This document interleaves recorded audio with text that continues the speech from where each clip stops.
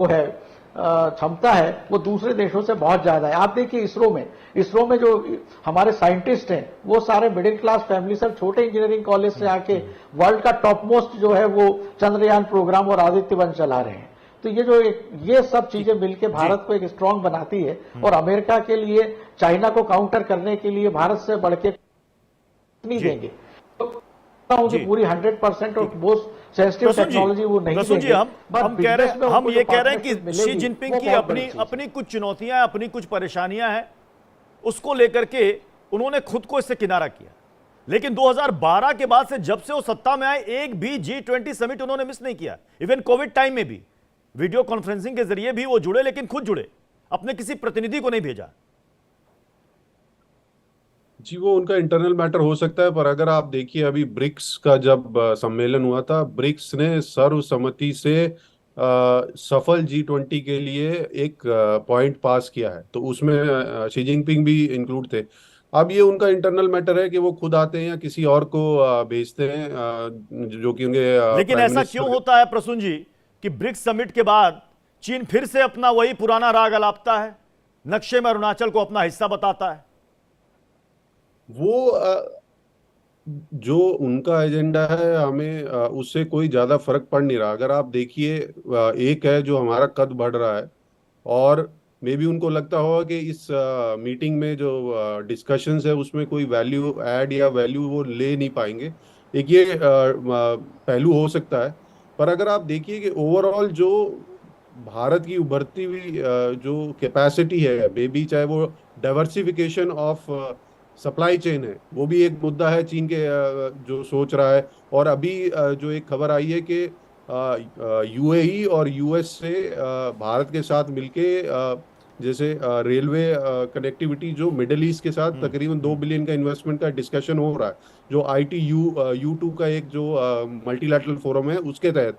तो ये जो कनेक्टिविटी और ये जो एक तरह से जो पैरेलल, चाहे आप BRI कह लिए, उसके पैरेलल में जो भारत खड़ा कर रहा है, और जितने भी इंपॉर्टेंट मल्टीलैटरल फोरम्स में वहाँ पे भारत की प्रेजेंस और रेलिवेंस सबसे ज़्यादा रही है, और सभी मल्टीलैटरल फोरम भारत को इन्वॉल्व करना चाह रहे हैं। तो इससे जो इम्पोर्टेंस एशिया में जो पहले कभी चाइना को मिलती थी, अब उसका एक और दावेदार उनको दिख रहा है। मे बी उसी वजह से उनको लगा होगा कि इस पर्टिकुलर मीटिंग में उनका ना जाना सही रहेगा। जी, शीलकांत सर, आप तो चूंकि सार्क के सेक्रेटरी जनरल भी रह चुके हैं। बिल क्लिंटन ने WTO में चीन की एंट्री करवाई थी। 23 साल के बाद लोग कह रहे हैं कि वो ऑर्डर अब बदल चुका है, चीन की जगह भारत आ चुका है। क्या वाकई ऐसा है कि एक बड़ा बाजार, एक बड़ा साझेदार ये नजर आ रहा है अमेरिका को? हम अमेरिका को सिर्फ दोस्त कहें या चालाक दोस्त कहें? नहीं, देखिए, अमेरिका ने कुछ गलतियां की जिसका खामियाजा वो खुद भुगत रहे हैं। जो चीन को 2001 में उन्होंने WTO में एडमिशन दिया, वो उसका फल खुद भोग रहे हैं। वो चीन ने उसके बाद जो कुछ सारी उसकी जो ट्रेड की नीतियां थी, उसमें जिस तरह से ताबड़तोड़ गलतियां, मतलब अपने हित की बातें की, स्ट्रेटेजिक इंटरेस्ट लगाए, उनकी कंपनी जो कभी वो गवर्नमेंट कंपनी हो जाती थी, कभी प्राइवेट कंपनी हो जाती थी, और उन्होंने जिस तरह से कि इंटेलेक्चुअल प्रॉपर्टी राइट को लेके, इंटेलेक्चुअल प्रॉपर्टी का जो की चोरी चपाटी की, टेक्नोलॉजी को चुराया। चीन के पास अपनी कोई टेक्नोलॉजी नहीं थी, इन लोगों इनसे ही ली उन्होंने। तो अमेरिका ने, जर्मनी ने, इंग्लैंड ने, फ्रांस ने अपनी जो टेक्नोलॉजी थी चीन को दिया, ये सोच के कि ये व्यापार करेंगे ठीक से रहेगा। लेकिन 12 तक आते आते चीन का पूरा रवैया बदल गया। उन्होंने के सब फायदे ले लिए और उसके बाद इनको चुनौती देने लगे। तो सारे के सारे जो वेस्ट के देश हैं वो अब चीन को लेके बहुत ज्यादा सशंक है। अगर आप बिल्कुल सिंपल शब्दों में कहें तो आपको चीन के लिए ऊपर विश्वास नहीं है। तो चीन ने जो विश्वास खोया है अंतर्राष्ट्रीय मंच पे, वो सबसे बड़ा उसका खामियाजा चीन भुगतेगा। और शी जिनपिंग को अब लग रहा है कि उनकी शेखी जो थी अब नहीं चलने वाली। वो जो शेखी बघारते हैं वो नहीं चलने वाली, तो इसलिए वो नहीं आए और आसियान में नहीं आए। आसियान के जो देश हैं जो अभी तक चीन के साथ थोड़ा सा किड ग्लव्स के साथ बात करते थे, अब वो कह रहे हैं कि साउथ चाइना सी में मलेशिया है और फिलीपींस है, ताइवान है, साउथ कोरिया, इन सब ने उसके खिलाफ बात की है कि ये चीन का जो 9 डैश लाइन है वो स्वीकार नहीं है, और साउथ चाइना सी जो है उसको, उस पूरा जनमार्ग को खुला रहना चाहिए, अंतर्राष्ट्रीय रूल्स के हिसाब से होना चाहिए। तो चीन एक तरफ कोने में पड़ गया है इसको लेके, और भले ही वो अपनी दुदुम्बी बचाते रहे, लेकिन सब लोग तो जानते हैं कि चीन का पक्ष कम हो रहा है जी। तो ये वाली बात जो है चीन की, ये अच्छा भारत WTO में पहले से था, ऐसा नहीं कि भारत चीन के बाद आया, भारत WTO में पहले से था। और अभी जो लेटेस्ट डिसीजन अमेरिका ने किया है कि भारत को फिर से वो GSP का जो दर्जा है वो देंगे, और भारत को जो ट्रेड में थोड़ी बहुत जो गतिरोध आए थे उनको उन्होंने अलग कर दिया भारत, बाइडेन साहब के यहाँ आने के पहले ही। तो अमेरिका बाकायदा ट्रेड के क्षेत्र में भारत के साथ प्रगाढ़ संबंध बना रहा है, और इन्हीं संबंधों को आगे बढ़ाने के लिए ICET जो किया है वो उसमें टेक्नोलॉजी भी है, और तो इन सब को लेके अमेरिका भारत का जो, और जो आज बाइडेन साहब के साथ जो मुलाकात है हमारे प्रधानमंत्री की, उसमें जो जून में उनकी यात्रा थी वो अपने आप में बहुत बेहद सक्सेसफुल यात्रा थी। तो उस यात्रा के ऊपर कार्यान्वयन क्या हुआ और उसके आगे क्या करना है ये तय होगा। तो एक निरंतर सक्रिय प्रक्रिया है जो भारत और अमेरिका के संबंधों की है, और वो बिल्कुल कार्यरत है। ऐसा नहीं है कि हवा की बातें, सब चीज एक्शन ओरिएंटेड है, जो कि PM की सबसे बड़ी बात है कि वो चाहते हैं कि चीजें एक्शन ओरिएंटेड हों। राजीव नयन सर, अमेरिका से भारत को क्या कुछ हासिल होगा, इस पर भी हम आगे विस्तार से चर्चा करेंगे। लेकिन जो NATO प्लस में भारत को शामिल करना चाह रहा था अमेरिका, जिसे भारत ने ठुकरा दिया, कई लोगों की अलग अलग राय। कुछ लोगों का कहना है कि बदलते वक्त के हिसाब से थोड़ी सी रणनीति हमारी भी और कूटनीति हमारी भी बदलनी चाहिए। कुछ लोग कह रहे हैं बहुत अच्छा किया, क्योंकि भारत शुरू से तटस्थ रहा है, वो किसी ग्रुपिज्म में नहीं पड़ा है। देखिए, भारत कभी भी तटस्थ नहीं रहा है। एक तटस्थता की अंतर्राष्ट्रीय संबंध में एक अलग परिभाषा है, और उस परिभाषा के माध्यम से तटस्थ राष्ट्रों की में हम कभी नहीं रहे।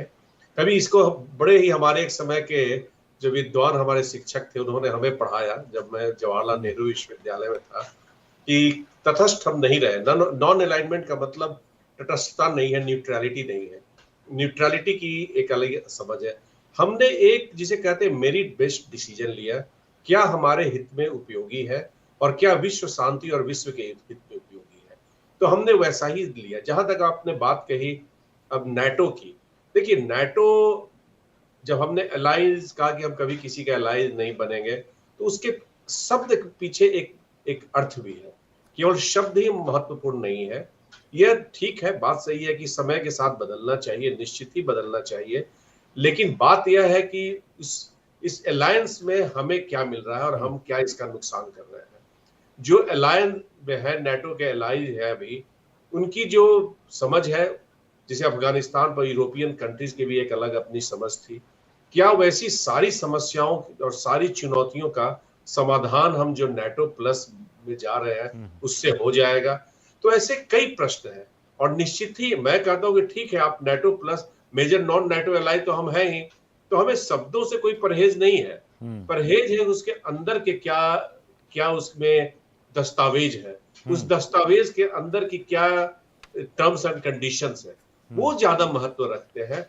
और अगर वह हमारे महत्व के नहीं है, या उससे हमें दूसरे राष्ट्रों से एक टकराव की स्थिति आ सकती है, या हमारे कई मित्र राष्ट्र ऐसे हैं जो है उसे देखे कि नहीं, देखिए हमारे खिलाफ एक साजिश हो रही है, हमारे खिलाफ इस साजिश में भारत भी शामिल हो गया है। ऐसे कई बिंदु है। मैं भी नहीं जानता हूं कि अभी क्या भारत सरकार ने किस विषय पर निर्णय लिया, लेकिन इस पर एक चर्चा होनी चाहिए कि हमें NATO प्लस में मिल क्या रहा है और हम उस पर खो क्या रहे हैं। और जब इसका आकलन करेंगे तो निश्चित ही हम एक निर्णय ले पाएंगे। ऐसी शब्द के साथ कोई दुराग्रह नहीं होना चाहिए, ना हुआ ही होगा। तो अभी थोड़ी सी बात और क्या उसमें हमें दिए हैं, उस पर हमें लगता है कि उस पर थोड़ी और चर्चा करने की आवश्यकता है। और अगर हमारे लिए NATO प्लस ठीक है, और किसी और राष्ट्र से हमें, चाहे रूस हो चाहे कोई भी राष्ट्र हो, उससे हमें कोई दुश्मनी नहीं लेने के लिए बात हो रही हो, और हमारे सुरक्षा सब के हितों के उसमें हो रहा हो, तो इस पर निश्चित ही विचार देश राष्ट्र कर सकती है। कभी आज नहीं तो कल करेगी। थोड़ा सा पढ़ना, उसे अध्ययन करने की तो आवश्यकता है। प्रपोजल को आंख मूंद के बहुत ही भावनात्मक रूप से अंतर्राष्ट्रीय संबंध में नहीं लेना, जैसे पूरी पुरानी कहावत है कि international relations exercise in sainthood नहीं है, तो आपको हितों का है, कोई भी आपका दुश्मन नहीं है, कोई भी दोस्त नहीं है, आपका हित ही आपका सबसे बड़ा दोस्त है और आपको उसी के माध्यम से आगे चलना है। ओपी तिवारी सर, अमेरिका के अपने हित हैं, हिंदुस्तान के अपने हित हैं, जरूरत किसको सबसे ज्यादा है, अमेरिका को आज की तारीख में या भारत को? क्योंकि चीन की विस्तारवादी नीति से हमसे ज्यादा अमेरिका परेशान है। तो कहीं ऐसा तो नहीं कि अमेरिका भारत को चीन के सामने एक ढाल के तौर पर खड़ा कर रहा है कि इस रीजन में अगर कोई रोक सकता है तो उसमें हमारा महत्वपूर्ण साझेदार भारत हो सकता है। ताइवान, साउथ चाइना सी में चीन के दखल से वो परेशान है, LAC पर चीन हमें आग दिखाने की जरूरत करता है। इस बात से बिल्कुल सहमत हूँ, लेकिन इतिहास में हम थोड़ा पहले जाएं। देखो, अमेरिका ने अपना राष्ट्रहित हमेशा ऊपर रखा है, कहीं पर भी पॉलिसी ऑल ओवर कहीं भी देखा जाए अपना राष्ट्रहित सबसे इंपॉर्टेंट रखा है। भारत का अभी समय जब आया है कि हमारे जो डिसीजंस हैं, राष्ट्र को, भारत को आगे बढ़ना है, तो सारी पॉलिसीज वेदर हमें रशिया के साथ रहना है या नाटो के साथ रहना है या अमेरिका के साथ रखना है, इसका ध्यान रखना पड़ेगा। टॉप प्रायोरिटी हमारी यही है कि हमारा देश आगे बढ़े, हमें कैसे फ़ायदा होगा, हमें इंडिया की इकोनॉमी और कैसे बढ़ेगी, हमें एक्सपोर्ट करना पड़ेगा, हमें कुछ चीज़ें एक्सपोर्ट करनी पड़ेगी। वो एक्सपोर्ट हम किस कंट्री को कर सकते हैं जिसको हमें इस भारत को पर विश्वास होगा कि हमें गलत सामान नहीं देंगे, हमें वो नहीं करेंगे। At the same time technology में हिंदुस्तान बहुत आगे बढ़ चुका है, लेकिन कहीं कहीं कुछ खामियां हैं, उसको सुधारने के लिए हमें थोड़ा बहुत सपोर्ट चाहिए। तो अमेरिका अगर यह सपोर्ट देता है तो हमारे लिए भारत के लिए सबसे अच्छा है। और जहाँ तक अमेरिका का है, भारत को अपना ढाल यूज करने के लिए, ये भारत उसमें चाहता तो है भारत को ढाल यूज करना, लेकिन मुझे पूरा विश्वास है कि भारत की जो अभी भारत के जो बड़े डिसीजन मेकर जो हैं इस कवायद में नहीं आएंगे, वो देश की जो इंपॉर्टेंस है, देश को जो रिक्वायरमेंट है, टॉप मोस्ट रखेंगे। लेकिन फिलहाल अमेरिका को भारत को सबसे ज़्यादा ज़रूरत है।